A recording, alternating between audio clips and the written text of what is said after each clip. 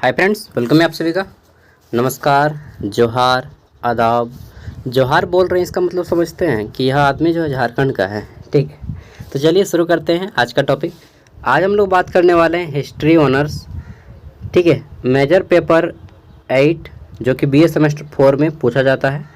और पढ़ेंगे हम लोग हिस्ट्री ऑफ यूरोप, यानी कि यूरोप का इतिहास 1789 से लेकर के 1919 तक का इतिहास इसमें दिया गया है। स्पेशली झारखंड के कुछ रांची यूनिवर्सिटी हो गया, ठीक है, नीलांबर पीताम्बर यूनिवर्सिटी हो गया। इसके अलावा भी अन्य जिस यूनिवर्सिटी में यह टॉपिक है कि यूरोप का इतिहास 1789 से लेकर के 1919 तक, उन सभी में काम देगा। ठीक है, चलिए यहाँ पे मैं टोटल आपके 7 क्वेश्चन, मात्र 7 क्वेश्चन दूंगा, क्वेश्चन विथ आंसर। ठीक है, और इस 7 क्वेश्चन में 3 से 4 क्वेश्चन आपके एग्जाम में पक्का आएगा। पक्का? हाँ जी, पक्का। चलिए शुरू करते हैं इस वीडियो को। देखिए, तो मैं यहाँ पे पढ़ाई करने नहीं आता हूँ ना, आप लोग को पढ़ाई करने के लिए, बस टाइम पास करते हैं और हम लोग कुछ चीज़ सीख जाते हैं ना। तो यही समझना है कि टाइम पास कर रहे हैं और टाइम पास करते हुए हम लोग बहुत कुछ सीख जाते हैं। पढ़ाई लिखाई करके क्या मिलेगा इसमें? इतिहास जान के और क्या कीजिएगा? यूरोप का इतिहास कौन था, नेपोलियन कौन था, बोनापार्ट कौन था, ठीक है, इटली का एकीकरण कैसे हुआ, जर्मनी का एकीकरण कैसे हुआ, क्या जान के कर लोगे भाई? क्या कर लोगे तुम? नहीं बताओ हमको, क्या कर लोगे? ठीक है, कुछ नहीं होगा, बल्कि आप ये कुछ जान लेते कि भाई प्लम्बिंग कैसे होता है, ठीक है, इंजेक्शन कैसे लगाया जाता है, चाहे कुछ दूसरा चीज़ टेक्निकली, कंप्यूटर कैसे, MS वर्ड कैसे उपयोग करें, तो उसमें कुछ सीख भी सकते थे। यह केवल एग्ज़ाम पास करने के लिए है। बीए इसलिए बोलते हैं ना कि बीए मतलब बकवास। चलिए, मैंने भी बीए किया है, हमें किया है। देखिए, रियलिटी यही है कि बीए मतलब होता है बकवास। ठीक है, डिग्री, सही बता रहा हूँ। नहीं तो बीए करके आदमी बेरोजगार थोड़ी घूमता। तो हमारा क्वेश्चन है यूरोप में राष्ट्रवाद के उदय के कारणों, ठीक है, कारण यानी सॉरी कारणों होगा, तथा परिणाम को लिखें। कारणों तथा परिणामों को लिखना है कि यूरोप जो महादेश है, 7 महादेश है, ठीक है, उसमें से यूरोप एक महादेश है। ठीक है, यूरोप महादेश में राष्ट्रवाद, नेशनलिज्म क्यों हुआ और क्या कारण था, ठीक है, और जब हो गया तो क्या क्या परिणाम निकला, वो सारी चीज़ें इसमें पूछी गई हैं। ठीक है, यूरोप के कुछ देश का नाम बताइए, जैसे इटली हो गया, ठीक है, जर्मनी हो गया, फ्रांस हो गया, ये यूरोपियन कंट्री है और ख़ास करके आपको इसी सब के बारे में पढ़ना है। ठीक है, तो देखिए, यूरोप में नए राष्ट्रवाद का उदय 18वीं से 19वीं सदी में हुआ था, जिसका मुख्य कारण फ्रांसीसी क्रांति और नेपोलियन के अभियानों के दौरान राष्ट्रवाद की भावना का प्रचार करना था। राष्ट्रवाद मतलब अपने राष्ट्र को बढ़ावा देना। ठीक है, जैसे राष्ट्रवाद मतलब जैसे हम भारत के हैं तो भारत को बढ़ावा देंगे, यही हो गया राष्ट्रवाद, नेशनलिज्म। ठीक है, अपने देश की तरक्की, अपने देश की तारीफ, अपने देश को बढ़ावा देना राष्ट्रवाद है। यहाँ कुछ महत्वपूर्ण बिंदु दिए गए हैं, जिसमें फ्रांसीसी क्रांति का प्रभाव। ठीक है, फ्रांसीसी क्रांति का प्रभाव क्या हुआ कि 1789 जब आ गया तो फ्रांसीसी क्रांति, फ्रांस में क्रांति आ गया। ठीक है, रिवॉल्यूशन आ गया, राष्ट्रवाद की भावना जन्म ली, जो बाद में यूरोप में फैल गई, पूरे के पूरे यूरोप में फैल गई। देखा देखी पूरा होता है कि पूरा फैल जाता है। उसके बाद नेपोलियन का अभियान चला। ये नेपोलियन कौन थे? बचपन से नाम सुने होंगे, क्लास 9-10 से। नेपोलियन फ्रांस का सम्राट था, फ्रांस का राजा था। ठीक है, नेपोलियन के अभियानों ने भी राष्ट्रवाद को बढ़ावा दिया, क्योंकि उन्होंने कई क्षेत्रों पर अपना अधिकार स्थापित किया और वहाँ के लोगों की राष्ट्रीयता भावना जगाई कि देखो भाई, तुम लोग जागो यार, हम लोग को राष्ट्र को आगे बढ़ाना है, अपने राज्य को, अपने देश को आगे लेके जाना है, यही है राष्ट्रवाद। ठीक है, फिर 19वीं सदी में राष्ट्रवाद का उदय हो गया। अब देखिए, जब 19वीं सदी में हम लोग पहुँच गए, ठीक है, पीछे जा रहे हैं टाइम से थोड़ा सा, तो 19वीं सदी में जैसे ही पहुंच गए तो कई देशों में राष्ट्रवाद की भावना मजबूत हो गई, जिसके परिणाम स्वरूप कई नए राष्ट्रों का निर्माण हुआ। ठीक है, कई नए नए राष्ट्र बने और इसमें प्रमुख घटनाएं क्या क्या थी, तो देखिए, इसमें प्रमुख घटना में हमारा पहला आता है वियना। वियना एक देश है जिसकी राजधानी ऑस्ट्रिया है। ठीक है, वियना कांग्रेस में, कांग्रेस मतलब सांसद, वियना के सांसद में यूरोप में राष्ट्रवाद की भावना को दबाने की कोशिश की। लेकिन यह सफल नहीं रहा। वियना एक देश है जिसमें यूरोप में राष्ट्रवाद की भावना को दबा, बोला यार क्या तुम लोग लगा रखा है यार, राष्ट्रवाद राष्ट्रवाद बंद करो। वियना बोल रहा है, वियना एक देश है छोटा सा, ठीक है। तो बहुत कोशिश किया कि राष्ट्रवाद की भावना को दबा जाए, लेकिन नहीं दबा सका। और 1830 से 48 के बीच में उदारवादी क्रांतियों ने राष्ट्रवाद को और मजबूत किया, ठीक है। सब कोई राष्ट्रवाद के पीछे लगा था। अब इटली और जर्मनी, तो इटली और जर्मनी का एकीकरण, मतलब इटली और जर्मनी एक हो गया, दोनों मिल गया, ठीक है। इटली और जर्मनी का एकीकरण राष्ट्रवाद की भावना का ही परिणाम था। देखिए जब सब बोलने लगा कि हमारा राष्ट्र आगे बढ़े, विकासशील हो, ठीक है, तो ऐसे में इटली और जर्मनी पहले अलग अलग थे, फिर एक हो गए, फिर बाद में अलग हो गए, वो अलग की बात है, ठीक है। तो इटली और जर्मनी एक हो गया, जिससे और राष्ट्रवाद की भावना बढ़ गई। यूनान, बेल्जियम, पोलैंड, हंगरी आदि जितने भी देश हैं, इन सभी में राष्ट्रवाद की भावना ने स्वतंत्रता के लिए संघर्ष को जन्म दिया, ठीक है। और अंग्रेज लोग भागने लगा फिर राष्ट्रवाद के कारण। क्या था कि राष्ट्रवाद जन्म लेने लगा? तो देखिए, जाति और संस्कृति में समानता लोगों को चाहिए था, राजनीति और आर्थिक समानता चाहिए था, सामंतवाद का पतन हो, ठीक है, चर्च की शक्ति का पतन हो, मतलब जो चर्च में जो लोग रहते थे उसका ज़्यादा पावरफुल, तो ये सभी लोग नहीं चाहते थे। आदमी जब तंग आ जाता है तभी कोई क्रांति लाता है, ठीक है। तो राष्ट्रवाद का ये कारण था। अब देखिए, राष्ट्रवाद जब हो गया पूरे के पूरे यूरोप में फैल गई, तब क्या हुआ, नए नए राज्य बने, ठीक है, नए नए राज्य बना, नया नया देश बना, यूरोप में नई शक्ति संतुलन में बदलाव आया। प्रथम और द्वितीय विश्व युद्ध शुरू हो गया। प्रथम विश्व युद्ध के बारे में थोड़ा सा जान लीजिए। तो 1914 में शुरू हुआ था, जो कि 1918 तक चला था। कब? 1914 से 1918 तक चला था फर्स्ट वर्ल्ड वॉर, ठीक है, प्रथम विश्व युद्ध। और बोस्टिना की टी पार्टी से, बोस्टिना में एक चाय पार्टी हुआ था, वहीं से शुरू हुआ था प्रथम world war, first world war 1914 से 1918। सेकेंड वर्ल्ड वॉर की बात कर लेते हैं 1939 से 1945। 1 सितंबर 1939, कब?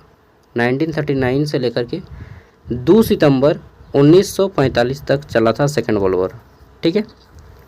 1939 से 1945 नोट डाउन कर लीजिएगा। और क्या बोलते हैं, जापान के हिरोशिमा और नागासाकी में सेकेंड वर्ल्ड वॉर में ही बम गिराया गया था, ठीक है। लिटिल बॉय और फैट मैन बम का नाम था। हिरोशिमा में little boy, fat man Nagasaki में, ठीक है। अगला है ओटोमन साम्राज्य के पतन के कारणों को लिखें। अब बोलिएगा ये ओटोमन साम्राज्य क्या है, ठीक है। ओटोमन, छवा मन सुने हैं, ठीक है, लयका मन सुने हैं, लयकी मन सुने हैं, ये ओटोमन क्या है? तो ओटोमन एक राजा का राज्य है, ठीक है, इसी को बोलते हैं ओटोमन साम्राज्य। उसका ख़त्म हो गया, विनाश हो गया, कंगाल हो गया, क्यों हुआ ये जानना है, ठीक है। तो ओटोमन एक साम्राज्य था, यह कंगाल हो गया। कैसे कंगाल हो गया, कैसे समाप्त हो गया, वही जानेंगे कि right the reason for the downfall. अरे बाप, बहुत ज़्यादा हीट हो रहा है यार, मैं छत के रूम में हूँ और यहाँ पे सीटा का रूम है, तो बहुत ज़्यादा गर्मी दे रहा है पंखा के कारण। पंखा भी लगाया हूँ, फिर भी चलो नीचे जाऊँगा और लैपटॉप वगैरह सब ले जाऊँगा, नहीं तो पिघल जाएगा इतना धूप में। तो क्यों समाप्त हो गया? देखिए, ओटोमन साम्राज्य का पतन 16वीं शताब्दी के अंत में शुरू हुई। 16वीं शताब्दी मतलब जब भी हम बोलेंगे 16वीं शताब्दी, तो इसका मतलब 1700 समय। अगर हम बोल रहे हैं 21वीं शताब्दी, मतलब इसका मतलब कि 2000 का समय, 2000 से लेकर के 2099 तक का समय। अगर हम बोलेंगे 18वीं शताब्दी, इसका मतलब 1900 के समय का काम, ठीक है। तो जितना भी शताब्दी बोले उसका एक आगे बढ़ा लीजिएगा, ठीक है। तो 16वीं शताब्दी मतलब 1700 से के समय, 1701 से लेकर के 1799 तक का समय, ठीक है। ओटोमन साम्राज्य का पतन 16वीं शताब्दी के अंत में, यानी कि 1700 जब समाप्त होने लगा उस टाइम पे शुरू हुआ, ठीक है। जो प्रथम विश्व युद्ध में साम्राज्य के मित्र राष्ट्रों के साथ शामिल होने और उसके बाद हुए युद्ध की संधियों के कारण हुआ, ठीक है। तो फर्स्ट वर्ल्ड वॉर में मित्र राष्ट्र हैं और शत्रु राष्ट्र हैं, ठीक है, इन्हीं के साथ शामिल हुआ और उसके बाद युद्ध में संधि हुआ और कई कारण हुआ, जिसके कारण इसका साम्राज्य विनाश हो गया, ठीक है। जिसके परिणाम स्वरूप 1922 में तुर्की गणराज्य की स्थापना हुई। तुर्की एक देश है, आपको मालूम है, टर्की भी बोलते हैं हम लोग, ठीक है, और ठरकी मतलब होता है, समझते हैं ना वो अलग की बात है। तो तुर्की एक राज्य भी बना, जिसके परिणाम स्वरूप ओटोमन साम्राज्य का समाप्त हुआ। इसी के परिणाम स्वरूप 1922 में तुर्की देश बना। ओटोमन साम्राज्य के पतन के कुछ कारण दिए गए हैं, ठीक है। 16वीं शताब्दी के अंत में शक्ति में गिरावट आ गई, ठीक है। 16वीं शताब्दी के अंत में ओटोमन साम्राज्य की शक्ति में कमी आ गई। कोई भी व्यक्ति कब मरता है? जब उसकी शक्ति कम हो जाती है, या कोई भी साम्राज्य हो या कोई भी चीज़ हो, जब उसकी शक्ति कम हो जाती है तो वह विनाश की ओर चला जाता है। फिर आता है बाल्कन का युद्ध। कौन सा युद्ध? बाल्कन का युद्ध, ठीक है। बाल्कन की युद्ध की एक श्रृंखला के बाद ओटोमन साम्राज्य को लगभग पूरे यूरोप और उत्तरी अफ्रीका में खदेड़ दिया गया था। प्रथम विश्व युद्ध की बात कर लेते हैं अब थोड़ा सा, क्योंकि प्रथम विश्व युद्ध के बारे में भी आपको यहाँ पे लिखना पड़ सकता है, ठीक है। तो प्रथम विश्व युद्ध जो 1914 में शुरू हुआ था, ओटोमन साम्राज्य ने जर्मनी का साथ दिया। ओटोमन साम्राज्य ने किसका साथ दिया? जर्मनी का। लेकिन युद्ध जब समाप्ति होने लगा उस टाइम संधि में साम्राज्य को विघटित कर दिया, ठीक है। युद्ध के समाप्ति के समय मतलब जब युद्ध समाप्त होने लगा उस टाइम पे कई सारे कॉन्फ्रेंस हुए, संधियां हुई और उसको विघटित कर दिया गया। किसको? ओटोमन साम्राज्य को, ठीक है। और ओटोमन साम्राज्य किसका साथ दे रहा था? जर्मनी का। तुर्की का संग्राम। अब देखिए तुर्की में भी युद्ध छिड़ गया। तुर्की में 1922 मान के चलिए, ठीक है, 1919 से 1923 के बीच में, मतलब खास तौर पे 1922 में तुर्की स्वतंत्र संग्राम हुआ और जिसके परिणाम स्वरूप तुर्की राज्य का निर्माण हुआ या तुर्की देश का निर्माण हुआ। ओटोमन साम्राज्य का पतन हुआ, ठीक है। ओटोमन साम्राज्य का पतन हो गया और कौन सा देश बना? तुर्की। राष्ट्रवाद का उदय। अब देखिए यहाँ से भी राष्ट्रवाद का उदय शुरू हो जाता है 19वीं सदी के अंत में, ठीक है। 19वीं सदी मतलब 2000 के आसपास। एक मिनट यार, सॉरी, अरे भाई मैं गलती बता दिया। जैसे मैं 19वीं सदी बोल रहा हूँ तो 1800, ठीक है। 21वीं सदी बोलूँगा तो 2000, तो 19वीं सदी मतलब 1800 के आसपास, ठीक है। सॉरी मैंने गलती बोला था। 19वीं सदी मतलब 1800 के आसपास के अंत में, और 20वीं सदी मतलब 1900 के आसपास, ठीक है। 1800 के आसपास के अंत में और 1900 के शुरुआत में राष्ट्रवाद एक शक्तिशाली शक्ति के रूप में उभरा, जिसमें ओटोमन साम्राज्य के बहुजातीय ताने बाने को चुनौती दी, ठीक है। और ओटोमन साम्राज्य का विघटन का ये भी एक कारण बना, यानी कि राष्ट्रवाद भी ओटोमन साम्राज्य के विघटन का एक कारण बना। आर्थिक समस्या भी ओटोमन साम्राज्य की एक कारण थी। क्या आर्थिक समस्या थी? तो ओटोमन साम्राज्य की अर्थव्यवस्था खेती पर निर्भर थी। वहाँ के लोग खेती करते थे। उसके पास यूरोपीय शक्ति के साथ तालमेल रखने के लिए कारखाना और मिलों की कमी थी। और सिंपल से मालूम है कि खेती से केवल पेट चल सकता है, युद्ध और हथियार औजार नहीं आ सकता है भाई, ठीक है, आप भी जानते हैं ना, हाईटेक सिटी बन सकता है, ठीक है। तो सिंपल सी बात है कि ओटोमन साम्राज्य की आर्थिक व्यवस्था अच्छी नहीं थी। इसका भी एक कारण है कि आर्थिक समस्या भी एक कारण है ओटोमन साम्राज्य के विघटन का। सभ्यताओं का समस्या, ठीक है, सभ्यगत समस्या, कई समस्याएं थे कि साम्राज्य में जातीय और धार्मिक अल्पसंख्यक अधिक स्वायत्त या स्वतंत्रता की मांग करने लगे। संक्षेप में अगर बोला जाए सीधे तौर पे कि ओटोमन साम्राज्य का पतन कई कारणों के कारण हुआ है, ठीक है, जिसमें शक्ति में कमी आना, बाल्कन का युद्ध, प्रथम विश्व युद्ध, तुर्की का स्वतंत्रता संग्राम, राष्ट्रवाद का उदय, आर्थिक समस्या, ठीक है, और सभ्यता से संबंधित समस्या, कई कारण थे जिसके कारण ओटोमन साम्राज्य का विघटन हो गया। मैं उम्मीद करता हूं कि आप लोग 100 से 200 शब्द आराम से लिख लीजिएगा अब, अगर एग्जाम में क्वेश्चन आएगा ओटोमन साम्राज्य के बारे में, ठीक है। तीसरा क्वेश्चन, यूरोप में औद्योगिकरण के पश्चात, यूरोप में औद्योगिकरण, यूरोप एक महादेश है, वहाँ पे उद्योग वगैरह लगने लगा, ठीक है। क्वेश्चन समझिए, क्वेश्चन समझ गए तो फिर आंसर आप अपने से भी लिख लीजिएगा। यूरोप क्या है? एक महादेश है, और औद्योगिकरण मतलब वहाँ पे उद्योग फैक्ट्री वगैरह बसने लगा। उसके पश्चात जब यूरोप में उद्योग फैक्ट्री वगैरह बसने लगा, उसके बाद किस किस नए सामाजिक वर्गों का उदय हुआ, ठीक है। जब यूरोप में नया नया फैक्ट्री बस गया, नया नया शहर बना, नया नया कल कारखाने बने, तो वहाँ पे कौन कौन सा नया सोसाइटी बनने लगा। हम लोग बोलते हैं ना कि ये मुस्लिम सोसाइटी है, ये सिख सोसाइटी है, ये हिंदू सोसाइटी है, ये जैन सोसाइटी है, ठीक है, ये टीचर सोसाइटी है, ये आपका वर्कर सोसाइटी है, ये आपका फार्मर सोसाइटी है, नाम देते हैं ना। तो इसी तरह से यहाँ पे यूरोप में कई सोसाइटी बन गए। समझ गए कि यूरोप में जब औद्योगिकरण का युग आया, जब फैक्ट्रियाँ बसने लगी, तब वहाँ पे नए नए सोसाइटी बना। उसी के बारे में पूछा कि कौन कौन सा सोसाइटी बना और क्यों बना, ठीक है। Which new social classes emerged after industrialisation in Europe, ठीक है।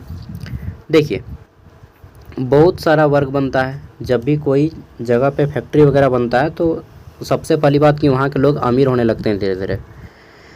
औद्योगिक क्रांति और पूंजीवाद के उदय के साथ समाज में नए सामाजिक वर्गों का उदय हुआ, जिसमें पूंजीपति वर्ग जो उत्पादन के साधनों का मालिक होता है, ठीक है, और सर्वहार वर्ग जो मजदूर वर्ग शामिल है, के साथ ही किसान वर्ग भी महत्वपूर्ण भूमिका निभाता है, ठीक है।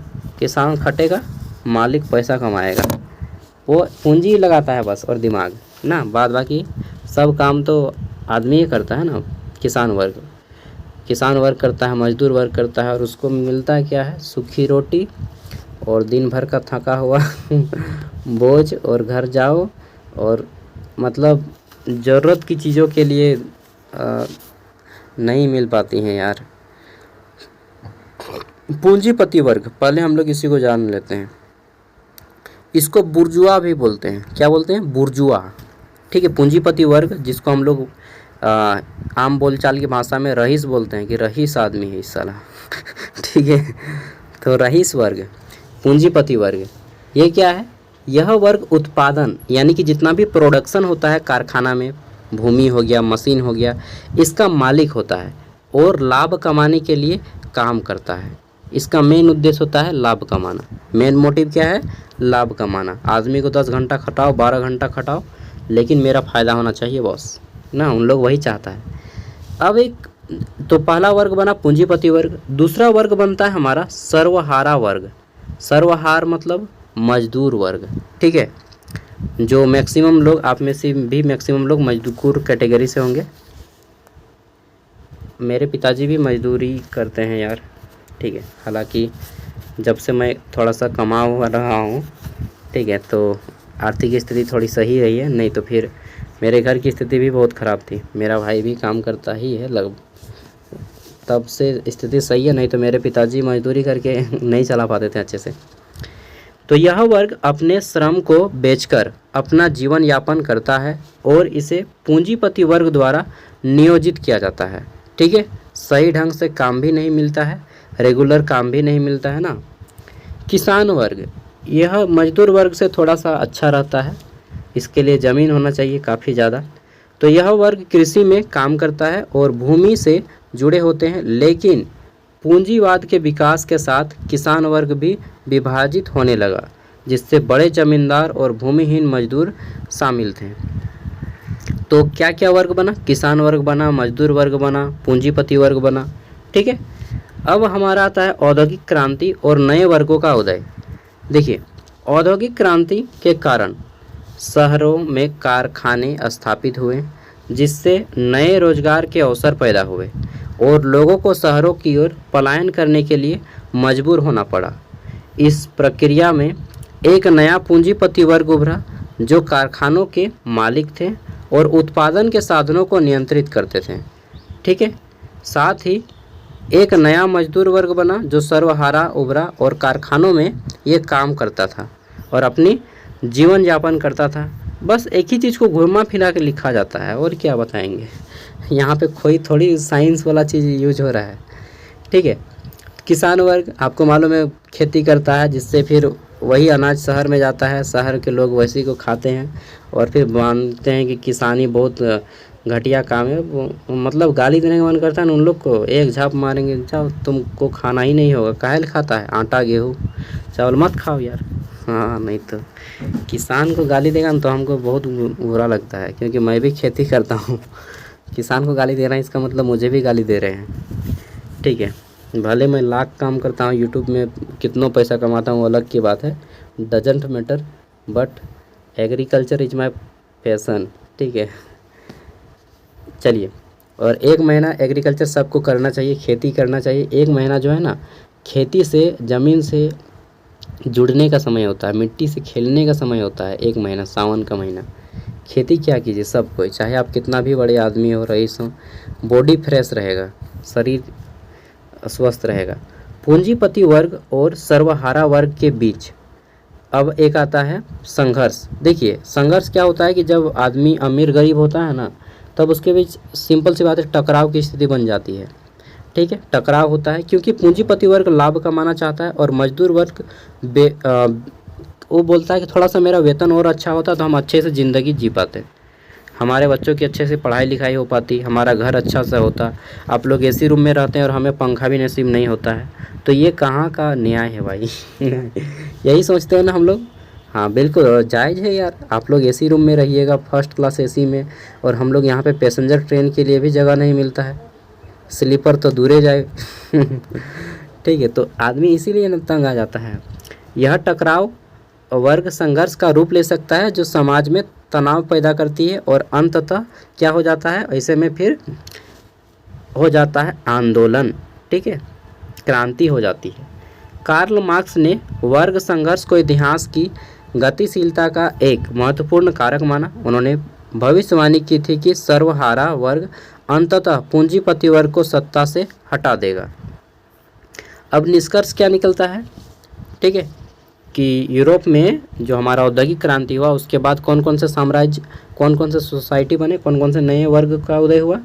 तो किसान वर्ग लिख दीजिएगा, मजदूर वर्ग लिख दीजिएगा, पूंजीपति वर्ग लिख दीजिएगा, ठीक है। फिर लिख दीजिएगा इन सभी के वर्गों के बीच में आपस में संघर्ष होने लगा, ठीक है, और समस्याएं लिख दीजिएगा। और अंत में निष्कर्ष, यह सामाजिक वर्गों का उदय एक जटिल प्रक्रिया थी और औद्योगिकरण या औद्योगिक क्रांति और पूंजीवाद के विकास के साथ शुरू हुई थी। इस प्रक्रिया ने समाज में नए संघर्ष, तनाव पैदा किए, लेकिन साथ ही इसने सामाजिक और आर्थिक बदलावों को भी जन्म दिया, ठीक है, और वही स्थिति अभी भी चलता ही है, ठीक है। चलिए अब आता है हमारा नेपोलियन के बारे में फिर से अगला क्वेश्चन, ठीक है। तो हम लोग नेपोलियन के बारे में तो नाम सुने हैं ना, हाँ सब कुछ सुने हैं, थोड़ा सा डिटेल में जानिएगा। एकदम मत सोचिएगा कि पढ़ना है, कुछ याद करना है, कुछ नहीं याद करना है, बस जो याद रहेगा वही। देखिए क्वेश्चन ये नहीं कि कितना याद किया जा सकता है, असली क्वेश्चन ये है कि कितना भुलाया जा सकता है। कितना भुलाएगा, भूल जाओ, जितना भूल सकता है भूलो, टेंशन मत लो यार, खुल के भूलो जितना भूल सकता है। जो बच जाए वही ज्ञान, ठीक है, जो भूल गया उसको भूलने दो, जो याद रहा वही ज्ञान है, वास्तविक ज्ञान, कि एक बार में जो घुस गया दिमाग में वही ज्ञान है। बाकी तो फिर याद का ज़बरदस्ती हम लोग करते हैं, ठीक है। चलिए तो टेंशन मत लीजिए, याद रहे या ना रहे जाने दो यार, ठीक है, बस पढ़ाई। आप कथा सुनिए, सोच लीजिए कि कथा चल रहा है। नेपोलियन युग की प्रमुख घटनाओं एवं प्रभावों को लिखिए। देखिए नेपोलियन अपने समय का हीरो था, मान लीजिए कि आप ही नेपोलियन थे, ठीक है, आप हीरो हैं, और आपके समय की प्रमुख कौन कौन सी घटना हुआ, नेपोलियन के समय में कौन कौन सा इवेंट हुआ, उस इवेंट को बताना है। नेपोलियन बोनापार्ट पूरा नाम था। बोनापार्ट मतलब हम लोग सोचते थे बचपन में कि नेपोलियन छोटा मोटा बोना होगा, बोना आदमी होगा, लेकिन उसका नाम था बोनापार्ट। वास्तव में नेपोलियन लंबा हाइट का आदमी था, ठीक है। तो नेपोलियन बोनापार्ट का युग 1799 से 1815 तक का समय था। यह फ्रांस और यूरोप के इतिहास का एक अहम समय था। नेपोलियन युग को फ्रांसीसी क्रांति का आखिरी चरण माना जाता है। क्या माना जाता है? आखिरी चरण, लास्ट स्टेज, फ्रांसीसी क्रांति का लास्ट स्टेज माना जाता है नेपोलियन बोनापार्ट के युग को। नेपोलियन ने फ्रांस में क्रांतिकारी कानून लागू किए और यूरोप में फ्रांस का प्रभाव बढ़ाने की कोशिश की। मतलब जो यूरोप महादेश था उसमें फ्रांस की शक्ति को बढ़ावा दिया, और इसीलिए आपको मालूम है पूरे के पूरे united nation of organisation, UNO का नाम सुने? United nation of organisation UNO, इसका 5 गो अस्थायी सदस्य देश है यूएनओ का। इसमें एगो देश फ्रांस भी है, भारत नहीं है लेकिन फ्रांस है, समझ रहे हैं? फ्रांस का कम पावर नहीं है, बस फ्रांस कम पावर नहीं है, फ्रेंच लोग बहुत ज़्यादा पावरफुल हैं। फ्रांस 5 को शक्तिशाली देश है यूएनओ का, जिसमें से एक फ्रांस है, एक इंग्लैंड है, ठीक है, एक है आपका चाइना, एक है आपका अमेरिका, कई को हो गया, एक है आपका रूस। समझ रहे हैं, यहाँ पे इंग्लैंड और फ्रांस बहुत ताकतवर देश है, 2 को छोटा छोटा देश नाम मत सोचिएगा, इन लोग भारत का टक्कर का देश है, ठीक है। यूएनओ में इनको अस्थायी सदस्यता मिला है, क्या समझ लिए आप।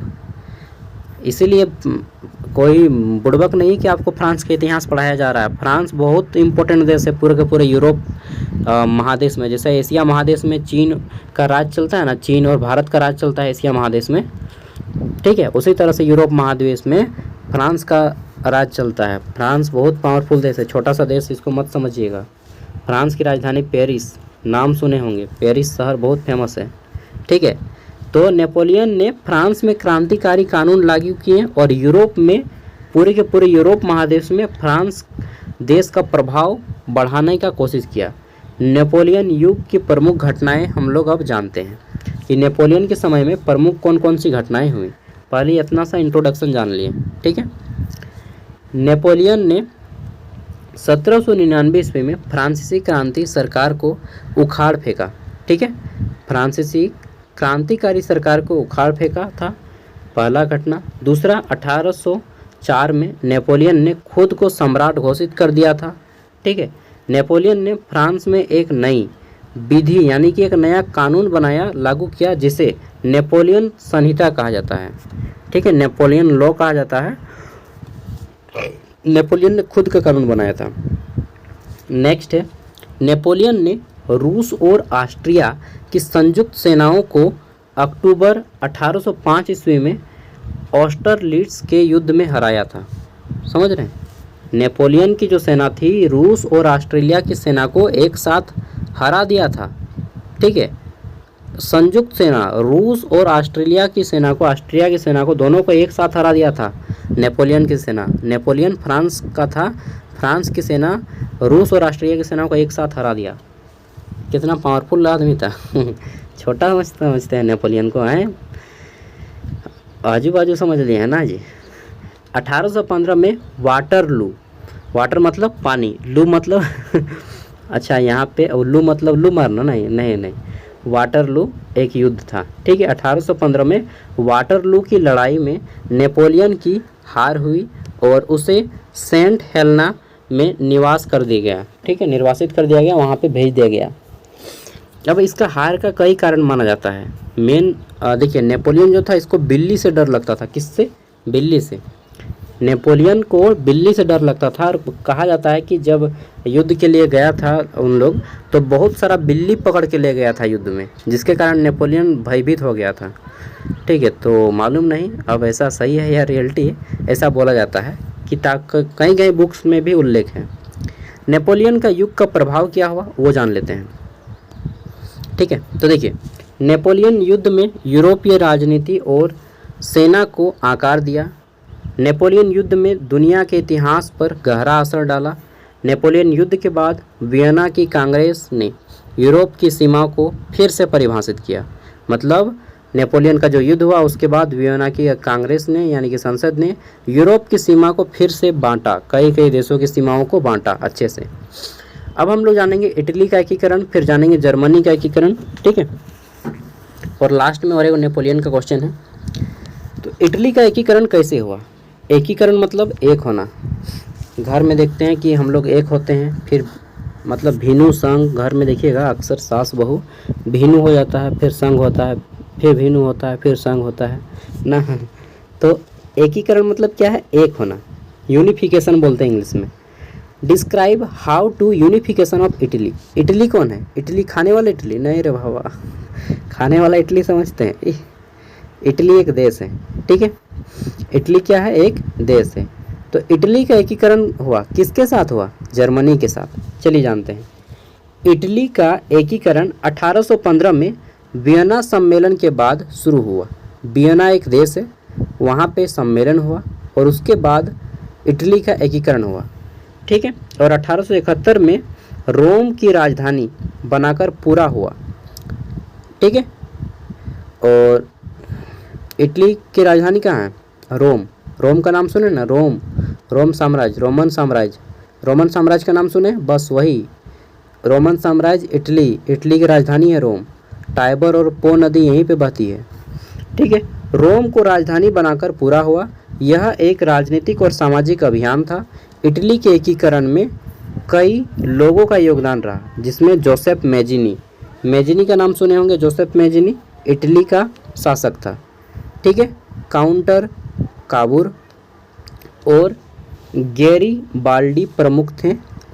आपको किसी का याद नाम नहीं रखना है, बस एक का नाम याद रखिए, जोसेफ मेजिनी। अक्सर क्वेश्चन आता है जोसेफ मेजिनी किस देश का शासक था, तो इटली का, ठीक है। इटली के एकीकरण की प्रक्रिया। इटली एक देश था। इटली 1830 ईस्वी में मेजिनी के यंग इटली नामक गुप्त संगठन बनाया, ठीक है। मेजिनी, जोसेफ मेजिनी जो था, यह एक हिडन सीक्रेट एजेंसी बनाया यंग इटली के नाम से। यंग मतलब जवान, इटली मतलब देश, यानी कि जवान इटली, ठीक है।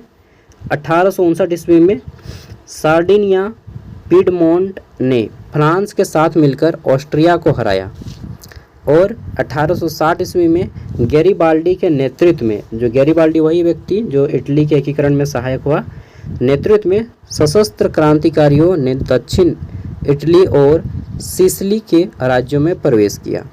1861 ईस्वी में विक्टर सैमुअल्सन द्वितीय को एकीकृत इटली का राजा घोषित किया गया था। ये यार ये सब पढ़ने का मन भी नहीं करता है मुझे भी, तो आप लोग का कहाँ से मन करेगा, ठीक। 1870 से 71 ईस्वी में फ्रैंको प्रूसियन युद्ध के बाद इटली ने वेनेशिया और पूर्व का पापल राज्यों को शामिल कर लिया। इटली के एकीकरण के प्रमुख कारण ये पढ़ लीजिए। वैसे भी राजा लोग का नाम याद नहीं रखता है, बस जोसेफ मेजिनी का नाम याद रख लीजिएगा। क्वेश्चन आता है कि इटली के एकीकरण में प्रमुख व्यक्ति कौन थे? जोसेफ मेजिनी, ठीक है। इटली के एकीकरण का मुख्य कारण क्या था? क्यों किया गया इटली को एक? तो नेपोलियन युद्ध के बाद उभर कर उदार राष्ट्रवादी आंदोलन हुआ। वियना कांग्रेस के परिणाम स्वरूप क्या हुआ? तो परिणाम के खिलाफ वियना में राष्ट्रीय कांग्रेस, मतलब वियना का जो सांसद भवन था वहाँ सांसद के लोग परिणाम के खिलाफ, वहाँ का जो परिणाम आया, रिजल्ट आया, उसके खिलाफ 1820 से 30 के दशक में विद्रोह हुआ। इटली के लोगों को स्वतंत्रता और राष्ट्रवाद जैसी फ्रांसीसी क्रांति के आदर्श का अनुभव हुआ, ठीक है। फ्रांसीसी क्रांति के आदर्श मतलब इटली के लोगों ने भी राष्ट्रवाद को अपनाना चाहा और फ्रांस के तरह रहना चाहा, ठीक है। इस कारण इटली का एकीकरण किया गया। जर्मनी का एकीकरण, जर्मनी के एकीकरण की प्रक्रिया का विस्तार से बताइए। चलिए बताते हैं। तो देखिए, जर्मनी एक देश है। जर्मनी के शहर का नाम, राजधानी का नाम क्या है? बर्लिन। बर्लिन मेरी एक दोस्त का नाम था इंटर में जब हम पढ़ते थे, ठीक है, तो हम उसको जर्मनी बोलते थे। जर्मनी का राजधानी कहाँ है? बर्लिन, ठीक है। जर्मनी एक देश है।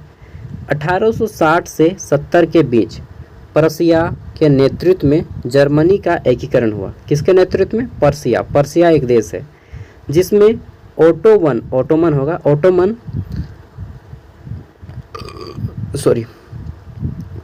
बिस्मार्क की प्रमुख भूमिका थी, ठीक है, जिन्होंने 3 युद्ध, कौन कौन सा युद्ध? डेनमार्क का युद्ध, ऑस्ट्रिया के युद्ध, फ्रांस के युद्ध के खिलाफ। यार काफ़ी डकारें आ रही हैं, ठीक है। और कितना क्वेश्चन है, बस पढ़ लीजिए आप लोग अब खुद यार, ठीक है, मन नहीं करता है। बस 2 क्वेश्चन है, मैं क्वेश्चन दिखा देता हूँ और PDF मैं वीडियो का डिस्क्रिप्शन में दे दूँगा। कुछ देर बाद वीडियो अपलोड करने में थोड़ा सा टाइम लगता है, PDF वगैरह डालने में। पढ़ लीजिए आप लोग, ठीक है। काफ़ी थक गया हूँ मैं भी, रात को 1 बजे सोया हो यार। कल जल्दी सोऊंगा 10 बजे ही, काहे कि लेट हो जाता है ना, तो कभी कभी काम था इसलिए लेट हो गया। बर्लिन कांग्रेस की प्रमुख, बर्लिन कांग्रेस, कांग्रेस मतलब क्या होता है मैं बता दूं। संसद, हमारी यहाँ पे MP जो लोग होता है, मेंबर ऑफ पार्लियामेंट, सांसद लोग, उनको कहीं पे कांग्रेस कहा जाता है, कहीं पे अमेरिका में जैसे कांग्रेस बोला जाता है, कहीं कहीं पे उसको क्या बोलते हैं यार, अलग अलग नाम से पुकारा जाता है उस देश की सांसद को, ठीक है। तो बर्लिन में जो कांग्रेस लोग था, यानी कि सांसद लोग, इसकी उत्पत्ति कैसे हुई, वहाँ पे संसद कैसे बना और उसको लागू कैसे किया गया, वो सारी चीज़ें 7 नंबर क्वेश्चन में है। ठीक है, तो बस पढ़ लीजिएगा और आप एग्ज़ाम दीजिए जाइए। मेरी ओर से ऑल द बेस्ट है आप सभी को। अपने सभी दोस्तों तक इस वीडियो को शेयर कर दीजिएगा जिसका भी हिस्ट्री ऑनर्स है।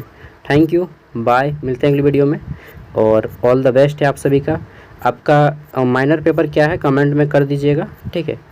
और क्या बोलेंगे, माइनर पेपर, उसके बाद आपका आता है कौन सा पेपर आता है माइनर के बाद? माइनर के बाद आता है ए रे डगर वो रे डगर माइनर क्या क्या अल्ला रे अल्ला बाप जमेला, वो अक्षय कुमार का गाना याद आ गया। माइनर के बाद होगा आपका एसी पेपर और उसके बाद होगा ultimately back paper value added course AC environmental studies. ठीक है, उसका भी वीडियो मैंने बहुत सारा डाल दिया है। Bye, good night.